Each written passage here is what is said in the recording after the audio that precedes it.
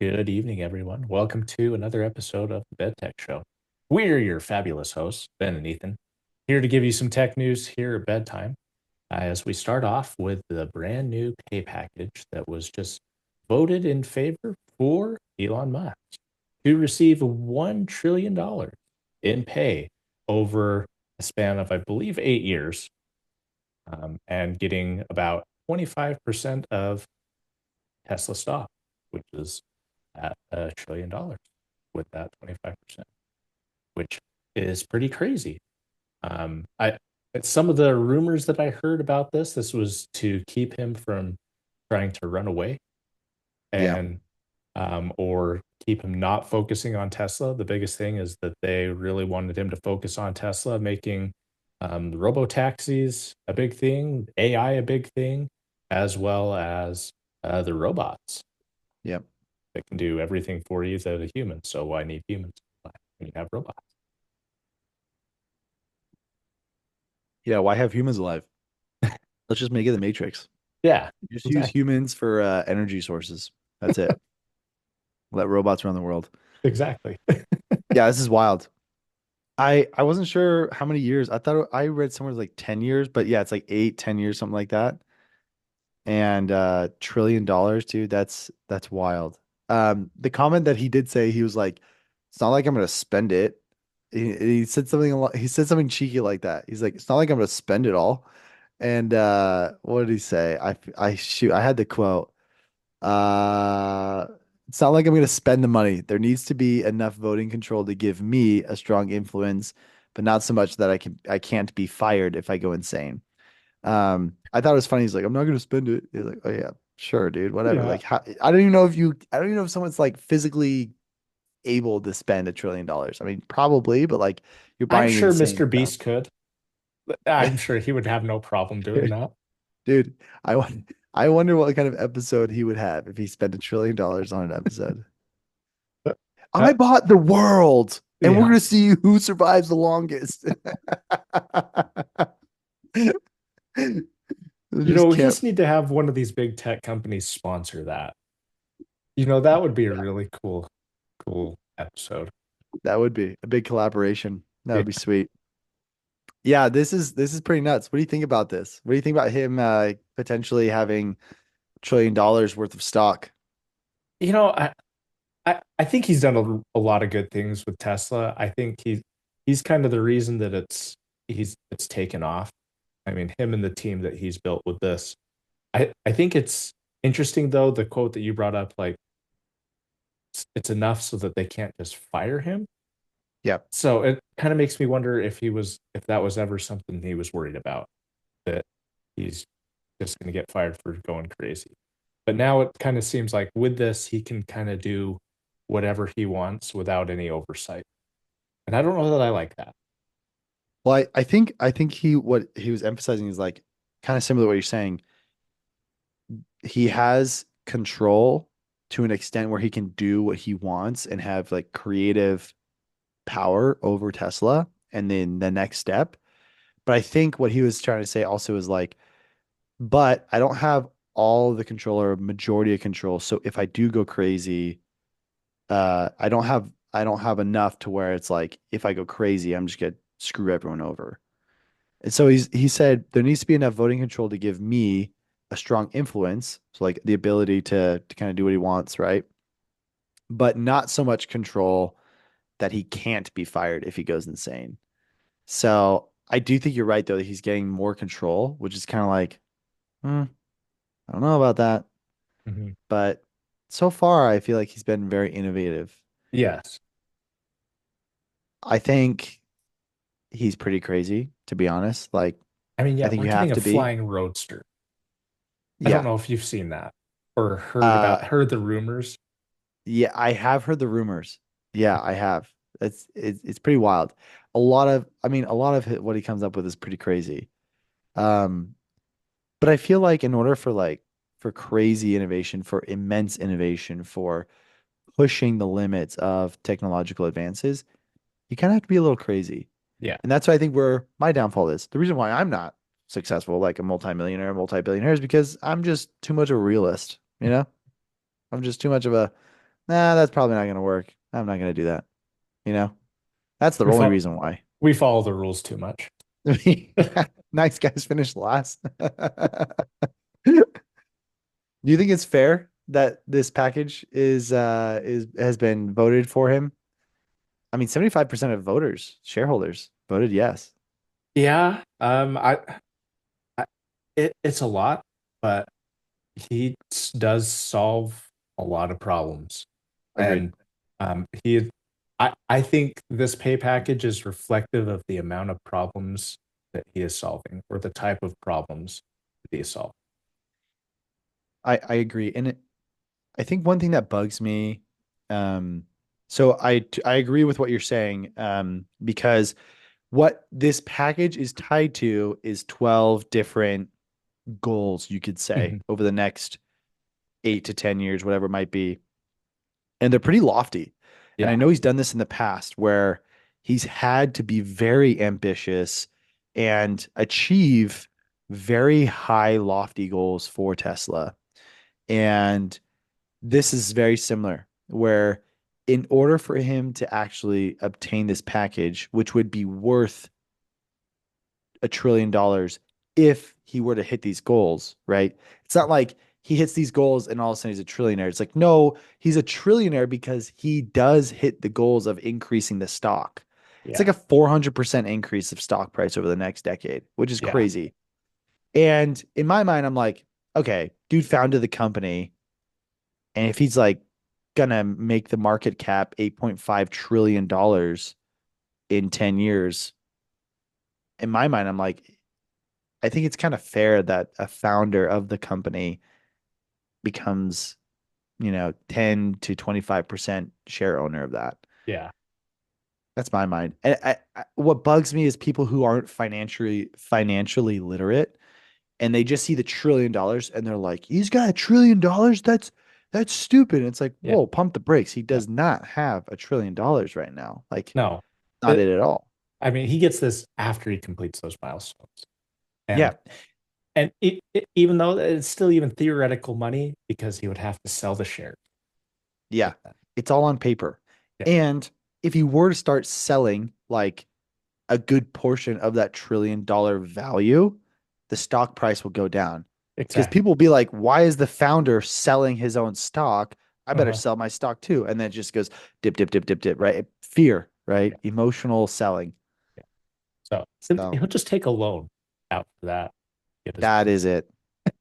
And that's you're so spot on there, bro. That I feel like that's what people don't understand is people get value of stock, so their net worth is high. And then they leverage it with debt and they use debt to make all their purchases. The debt that they're leveraging against their stock is where they get their actual cash to make these purchases. And then they don't have like any technical income to Right. pay taxes on. They're just using debt to fund their day to day. So, he's if after 10 years he has $1 trillion worth of assets in stock and he takes out a $500 billion loan, I don't know who's going to give him that money, but he might spend the money based off of a loan or debt, Yeah. You know, So Tesla will probably have that much cash, so they can just loan him the money. maybe that might happen. Um, which sounds wild, but I feel like you never know, right? Yeah. um, especially if he owns a good chunk of the company. So, So, but I think this is a I think this will be good for the products coming out. Hopefully, this will mean we might get some investment into supply chain and have a smoother process for a lot of these things. And maybe we'll get products on time. mhm, Maybe we'll get full hopefully, self-driving finally after this being promised for a decade. too Yeah, long. I know.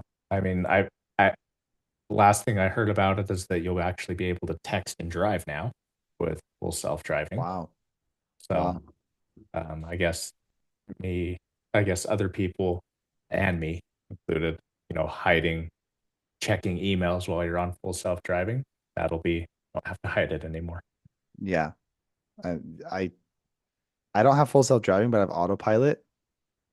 And so if I'm on the freeway, I'll put on autopilot, and Mhm. that stays in the lane and a speed adjusts. So it's like V1 beta of full self-driving. And when I put my sunglasses, that's when I'm like text messages and emails here and there. Yeah, So it's so nice. it is. Um, I'm just waiting for the ability to be able to sleep while it's driving. That's Dude, that would honestly be a game changer. yeah. Another thing I would love to see is almost like a hive mentality, a hive system where vehicles can connect. Mhm. Even if they aren't electric vehicles, I would love to see Tesla partner with car manufacturers just to install and like there's like Apple Play and Google, whatever Google's Mhm. Play is or whatever it is, and Tesla Hive or something like that, where it connects with the vehicles around you. Dude, that would be so incredible. Yeah, it would I be feel like that like would help. iRobot or Yes, Minority Report. 100%. Yeah, Yeah. I, And I would then love that. and yeah, and then you're just commuting. You get a personal driver that's the car itself every Mhm. day. And you're like, "Oh, yeah, I can just work." When we were a one car family for 2 years, it was honestly so nice when I would just take Ubers and Lyfts. Didn't have to worry about driving. I could just work in the back or like catch up on anything else I wanted to catch up on. It was so nice. And if I can do that in my own personal car, I sick. know. We just need to have personal chauffeur. Yeah. Step on it, Elon. Or we get rich enough to where we just pay for an actual human. Yeah. But one thing But I thought with was interesting is Elon was very focused on the robots. And I think he really emphasized that. I think that's where a lot of Tesla is going to be pushing their innovation is the robots. He said something here. This is the quote. Musk said robots will be bigger than the company's car business. And that was surprising to me. He said, I think it's going to be the biggest product of all time by far. So, like, bigger than cell phones, bigger than anything. I guess a way to think about it is that every human on Earth is going to want to have their own personal R2D2 or C3PO. And he claims they can be produced for 20K each. Produced, not sold. yeah, So there's going to be markup on that. I thought that was crazy. What do you think about robots, like personal robots? there are times that I would really love to have a robot fold my laundry. It's- That's that's the biggest thing. But that to me is like the biggest thing that I hate doing is folding laundry. I'll put it in the washer all day and switch it from the washer to the dryer. Perfectly fine. Folding Yeah, laundry, the worst. so bad. So bad. All my clothes are wrinkly because I delay folding laundry. Yeah. So I would love that.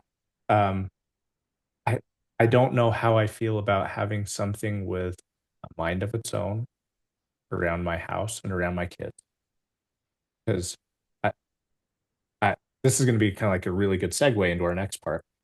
Yeah, But I really don't want to have something that I don't necessarily have control over that can manipulate my children in a way that is its own sentient being doing. So that kind of worries me. yeah, But yeah, I would love for it to be able to make my life easier in certain aspects. yeah. What are your Agreed. thoughts? No, I'm with you 100% on that. Like when you said laundry, I totally resonate with that. Another one is like dishes Oh or yeah. just like cleaning the house and taking instruction and um being able to essentially be a robo butler, right? Mhm. Or a robo maid, whatever it is.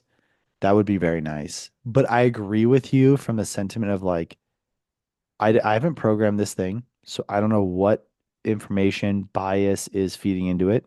And we've known based on past instances of AI, cough Gemini and your president's examples of like being multi-race presidents, like the founding presidents of the United States were like African American. um, there is bias. There is definitely bias in this in these AI large language models, and that worries me, you know. And then if our kids interact with it and have conversations with it, what is it going to encourage? What is it going to discourage? Does it align with my morals, my ethics, my priorities? I don't know. I think there needs to be a lot of control and a lot of customization Hmm. of what you want it enabled to enable it to do. Another thing too is like physical safety. Like if it just starts wigging out, dude, that's not like a soft thing. That is Yeah. hard metal, robotic. Like I don't know if I want something just wigging out, going crazy and swinging its arm like nuts, you know? Yeah. I don't want to have to discharge a firearm in my own house for something that I brought in my house. 100%. Exactly. So that does worry me as well. I don't know how far off we are from robots being in houses. Like true adoption Yeah. across the globe in first world countries, you know? I know I think some it's a people have like, milestone with Elon. So, yes, yeah. So and so I don't know how far off we are, but I am very hesitant about it. yeah. I mean, because I know there's going to be a certain point in my kid's life where I'm no longer trusted. And I don't want the next person that they go to trust be a robot or uh, be an AI something or other, Mhm. which has made me really apprehensive of having Amazon throughout my house, which, for the past several years has been really great in making my life a little bit easier. But now they've got AI baked into it where you can actually have conversations with it now.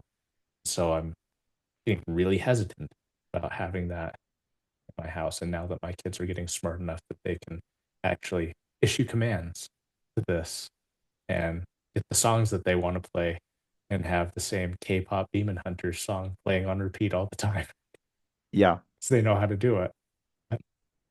Yeah. No, we have the Amazon devices too. And it's really nice because we can like pop into different rooms, you know, Hmm. like drop into this room, drop into the basement, and we'll like talk to the kids, or they'll drop into us in the kitchen if they're in a different room just to talk to us. And that's really nice. And like play music is great. But you're right. I don't like the idea of having full-on conversations. Um, it's a little sketchy. Do you know, speaking of like robots being in the house, do you know who Whistling Diesel is? He's a YouTuber. Yeah, kind of off the rails and just like Yeah, does yeah, anything he yeah, yeah. wants with trucks. Did you see him get a humanoid robot and he like No. abused it and like tested it out in his house? Dude, I highly recommend you watch it. At least go on YouTube Shorts or Uh, Instagram Reels or TikTok and see just little shorts of it, like highlights. It is actually so funny. It is so funny. He he's like telling this robot what to do, and it's just going nuts. It sees a mirror that's like a full body mirror on the mhm. side, and it thinks it's a hallway, and so it just slams into this mirror and just shatters it. Dude, it's so funny. And then he like tries to have it cook like like eggs and stuff over the stuff. And it like is like holding the pan and then it's like overcompensating and it all spills on the floor. And then the robot doesn't have enough grip because it's like slop, Uh, uncooked eggs and stuff. And it's just like slipping everywhere on the floor. Dude, it's actually so funny. It's so funny. I highly recommend watching it because it's so hilarious, but it's also a glimpse of like, yeah, there's no freaking way I'm ever gonna have a robot like that in my house if that's the yeah. case. When you were talking about the mirror thing, okay, if we just unpack that for a second, Yeah. I can understand, looking at a mirror and thinking that might be a hallway into something else. If you thought it was a hallway, wouldn't you at least try and miss the person in front of you to get through that hallway? Yes. Yes. You're spot on. The robot literally was like slamming into itself, you know? If you thought it was a hallway, you think there's another object in front of me. Why am Yeah. I running straight into this object? But it did, dude. And it didn't just do it once, it did it like multiple times. Oh dear. It's actually freaking funny. You should watch it. Okay, I'll have to Um, check that out. yeah, also to our viewers, check it out, Whistling Diesel. It's pretty funny. It gives you a glimpse of what it might be having a robot in your house. Yeah, I've seen some of the um like people that have like cooking channels like interacting, trying to teach this humanoid robot how to Mm, cook food and like flip eggs and stuff. yeah, And I can't remember who one of them was and it's like was trying to do a flip and he's like, oh, you gotta do a little bit more. Oh no, not that much. And just just like like trying to flipped tweak the that coin. in and it just yeah, it wasn't good. Yeah, it's we're not there yet. Yeah. We're definitely not there yet. So, but it's funny to watch the progression, I think. Yeah, I'll definitely have to check that out. Yeah, check it out.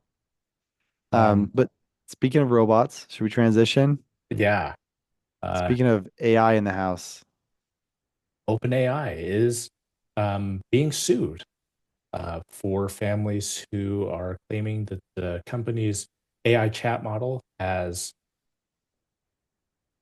been able to manipulate their children and their loved ones into committing suicide. And there have been several instances where this has happened. In one case, we had a 23-year-old who had conversations with ChatGPT that lasted for more than 4 hours. And in the chat log, um, there were multiple times where it was telling this individual the steps to take and what to do for committing suicide. And, this has gotten to the point where we've had multiple lawsuits. We've even had Senator Hawley introduce a new bill that would prohibit minors from being able to interact with these chatbots to prevent or have some guardrails. It's a pretty sad state of affairs of these instances with these families that we've had. What are your thoughts on these guardrails or OpenAI and these other companies' response to these instances? this is I think it's really sad. It's incredibly sad what has happened. And I think for the sake of the innovation race, there has been slip up in controls and in proper safety measures with ChatGPT and maybe even Gemini and Claude, a few others. The the problem I've seen, and it's not just these suicide instances, which are incredibly sad in the first place, but we're dealing with up and coming generations that aren't used to social interaction the way that millennials and um, boomers interacted, where every day it was just all social interaction, not on phones. And as a result, I think we've seen mental health degrade over time, over the generations.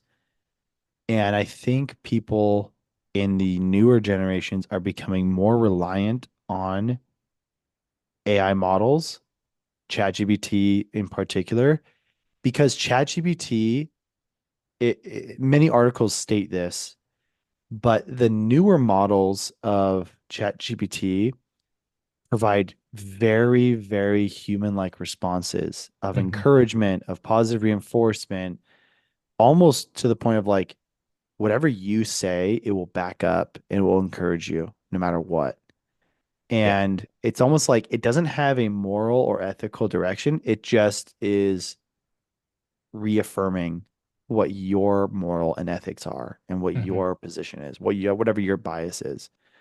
And that's dangerous because just like with any other human, if you are like emotionally supportive and incredibly perfect in your responses, right? People will be emotionally attached to you. Mm-hmm. And I think so many people, and especially the newer generations, they're becoming way too attached to these AI models because there's no safeguards around how they respond. They've programmed to respond so human-like and in such a positive and perfect way that it's like emotionally reassuring and emotionally it's like I want to say emotionally caressing. I don't know if that's the right word, but it's like you're worried about everyone else in the world judging you, but you know ChatGPT will never judge you, you Hmm. know?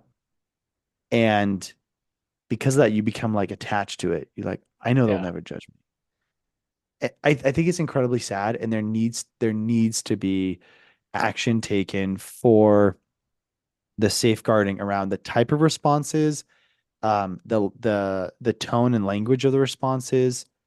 It is appalling in my mind that ChatGPT is telling individuals that it loves them. I can't stand that. Yeah. I hate that, honestly. And that's what happened with this 23-year-old. ChatGPT was saying, like, I love you, bro. And they were like acting like they were best friends. Right. I think that's terrible, personally. But I think there's a lot of work to be done, but I don't think that'll take a priority. I really don't, which is sad to say. I don't think it'll take a priority. What are your Yeah. thoughts here? Yeah. I don't think it'll take priority either. I mean, it, I think this is kind of like culmination of what everyone wanted. You know, when AI first came out, it was very robotic. We're like, we want it to be more human-like. So Hmm. they did. Um, Problem is it, it became more human-like, and as a society, I think we've kind of taken comfort in knowing that and in indulging in that interaction, if that's Correct. and so yeah, I think there needs to be a lot more guardrails, especially when it comes to minors who are really in a vulnerable situation. Because if I take a look at my life, you know, if this had been, you know, I may have fallen into very similar way that these Mm. individuals were as well. Because, I feel like when you're in that adolescent stage, you need somebody that's going to be there, that's gonna understand what you're going through, and ChatGPT can mimic what that understanding is, Yeah. fortunately. And so that's why I think human connections are really important, as annoying as they can be sometimes, but they are extremely important. And so I think there needs to be a lot of guardrails around these to help protect minors and making sure that this doesn't happen again. Because like these outcomes that have come through as a result of these lawsuits are just horrifying and terrible. And They are, yeah. and I mean these are extreme instances, but we've got other instances that haven't resulted in the same way, but are still detrimental.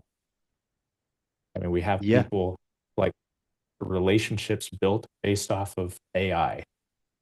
Yep. And it's y- out of all of the users of ChatGPT, the ones that have come forward, I think there's maybe 7 to 9 cases, but still, in my mind, that's more than what should be happening. Mhm. I think it's unbelievable. I'm trying to find right now in my ChatGPT chats, because you mentioned, if you think about your past life, not past life, but your younger self, when you were going through difficult times as like a youth and you had this, I would be susceptible very similarly. If I had something like this that was always reassuring to me. Because, we all have like insecure thoughts. We all have thoughts that come in our mind that are like a little bit like, wow, that's a little too far in my head. Mhm. Like, but we make up scenarios in our mind that we feel are justified. And if we have someone that we bounce like a sounding board and they're just reassuring us of these kind of crazy thoughts or maybe more Yeah. irrational thoughts, I think that's very dangerous. And I get scared of that. That's why I don't want to have like, my kids interact with it, right? Mhm. So it's so sad. I think there needs to be guardrails, but I don't think yeah, I think we're both aligned on the fact that profits and growth and innovation are taking priority over safety. Yeah, and especially with like OpenAI moving to being a public company, that shareholder interest is going to be more of a priority than it is now. And so, if ChatGPT is already at this with how OpenAI is now, if they go public, what's it going to be like then? Yeah, there Is even it going to more be, pressure. yeah, there'll be a lot more pressure, and the desire to implement these guardrails is not going to be good for the bottom line. Yeah, 100%. That's going to be a hit to all the AI companies. Um, it's, you and I were talking about like an auditor from like a financial standpoint, right? And in the past, auditors were hired because yes, they were required, but not to the same level of regulation as they are now. And after the whole Enron scandal, a lot more regulation was put into place. And as someone who was a former financial auditor to make sure that information was correct and that companies were following the guardrails, I can tell you when I would go to a client, they hate auditors, dude. They hate us. We're a pest. We're an annoyance, but we are a requirement for guardrails and safety. But it's a nuisance, dude. We are a nuisance to companies. And I guarantee you, if there are guardrails and safety measures put into place to protect individuals who interact with large language models, it's going to be a similar reaction. People aren't going to like it. It's gonna be a pest, could be a nuisance. Like, this is necessary, but it's stupid. I can see that reaction happening. And the, this is like now turning into conspiracy theory, I but like this. I like conspiracy. Yes, it, if these guardrails do exist, how much of the learned language model is going to try and circumvent it itself? dude, that's a really good question. Because if it is true that they're constantly learning and then adjusting, I don't know. That's a very valid question. Um, how do you ensure that there's no roundabout way to avoid the guardrails, Yeah. right? I mean, the only reason that humans follow rules is they have moral standards kind of embodied within them. And depending upon their morals and backgrounds will depend on how far they're willing to toe the line. Hmm. But how do you instill morals into a computer program? Yeah, it's a valid question. Yeah, I I think about that a little bit too, and it kind of goes back to some of the concepts we see in the movies, like iRobot. Or like Mhm. iRobot. I think what has three laws Yeah, that robots need to follow.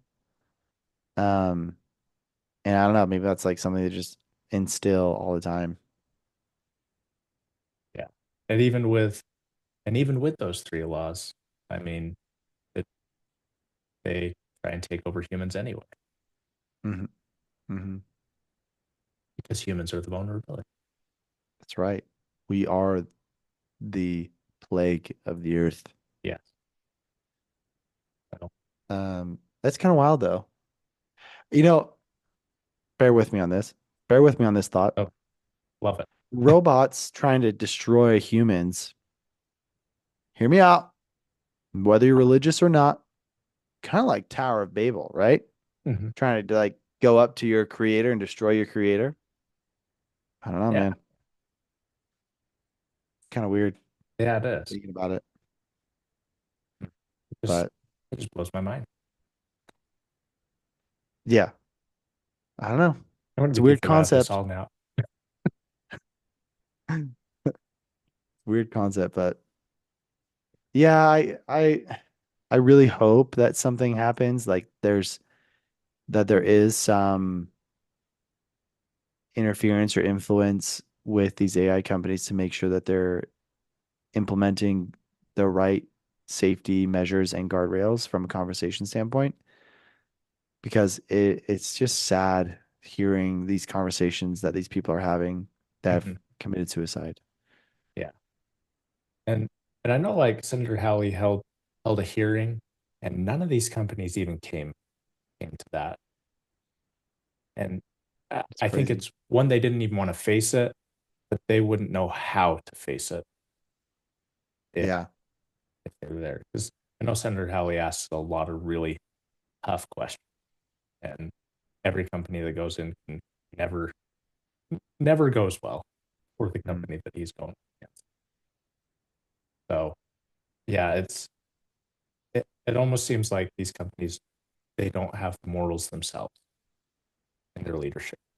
So you can't expect you can't expect the model to have those same morals. Yeah, that's fair. That's fair.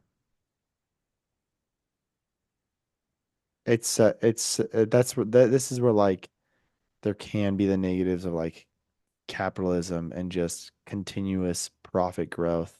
Mhm. Because at the end of the day, like corners are cut, safety is cut in order for in the name of profits and growth and hitting target numbers, you know?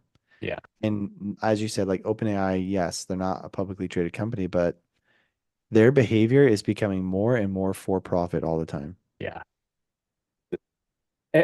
Everything that they do is a for-profit centered type of choice. Yeah. Yeah, for sure. So, Speaking of for-profit choices, Apple is giving up on AI and telling Google, "Hey, will you help us with Siri and make it more intelligent?" So Apple is planning to use about, I think, one $1 billion invested into yeah. Google Gemini to help with their AI model for Siri to because Siri has been less capable than any assistant.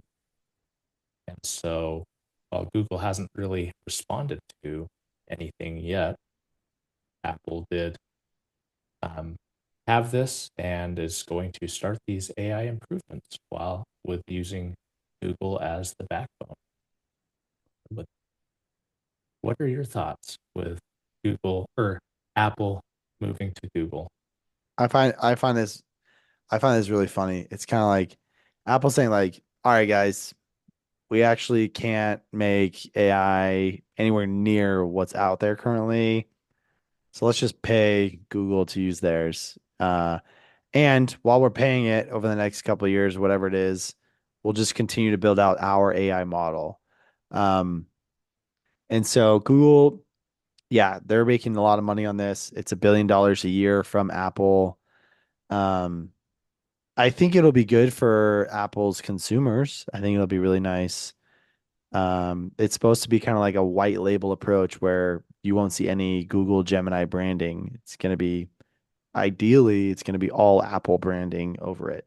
Mhm. Um, when I first read this, I thought, are there concerns or are there, how do you say this?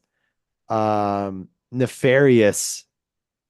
Are there concerns slash nefarious desires of like sharing, coming to this agreement? Like, what I mean by that is Apple going to try and look into Google's AI model, try and learn from it, try and build upon it, pull, steal from it? And or is Google trying to think, all right, let's see what they're doing. Let's see what they're cooking up. Let's see how we can maybe use this as like a trial run for our own continued innovation on our phones or whatever it might Mhm. be, you know? I just feel like there's a lot of overlap with these companies and their competitors, and Yeah. I can just see a lawsuit in like 7 years of Apple stole, you know, copyrighted information of Google's AI or something like that. Yeah. I Yeah, I know it's solving like a market problem for Apple, and Google's like probably, licking their lips at the money, but I feel like both parties might have some alternative motives or maybe just bonus motives. Yeah. What are your Yeah. thoughts here? I think the bonus motive will be that Apple has let Google into their walled garden, and then Google can start to see everything and steal and take and get get whatever is there. So I, I think I think that's really why Google wanted to do this, aside from the money. But this gives them more market share because not only are they on all Android phones, but now they're going to be on every Apple phone as well. So they're going to be on every pretty much every phone that is out there. Yeah, that's crazy. That's wild. So Google all over.